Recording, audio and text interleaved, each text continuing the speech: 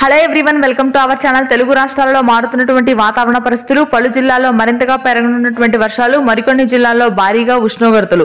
వివరాల్లోకి వెళ్దాం. ఏ జిల్లాల్లో వర్షాలు పడతాయి, వాతావరణ పరిస్థితులు ఏంటో తెలుసుకునే ముందు మీరు ఇంకా మన ఛానల్ కనుక సబ్స్క్రైబ్ చేయనట్లయితే వెంటనే సబ్స్క్రైబ్ చేసి ఉన్న బెల్ ఐకాన్ కూడా క్లిక్ చేసేయండి. ఇక లేట్ చేయకుండా వివరాల్లో గనుక వెళ్ళినట్లయితే, ఈశాన్య మధ్య బంగాళాఖాతంలో ఏర్పడినటువంటి ఉపరితల ఆవర్తన ద్రోణి ప్రభావంతో మధ్యాంధ్ర, ఉత్తరాంధ్ర జిల్లాల్లో గత 2 రోజులుగా కురుస్తున్నటువంటి వర్షాలు కొంతమేర తగ్గుముఖం పట్టనున్నాయి. అయితే ఉత్తరాంధ్ర జిల్లాల్లో మాత్రం ఈశాన్య గాలుల ప్రభావంతో వర్షాలు నమోదవనున్నట్లు వాతావరణ కేంద్రం వెల్లడించింది. శ్రీకాకుళం, విజయనగరం, విశాఖపట్నం, పార్వతీపురం, మన్యం, మల్లూరు సీతారామరాజు జిల్లాల్లోని పలుచోట్ల మోస్తరు వర్షపాతం నమోదవుతుంది. మధ్యాంధ్ర, గుంటూరు, కృష్ణా, కోనసీమ ప్రాంతాల్లో మాత్రం చిరుజల్లులు నమోదయ్యే అవకాశాలు ఉన్నాయి. భారీ నుంచి అతి భారీ వర్షాలు అయితే కురవు. ఇక దక్షిణ కోస్తా, రాయలసీమ ప్రాంతాలలో మాత్రం భారీగా ఉష్ణోగ్రతలు పెరగనున్నాయి.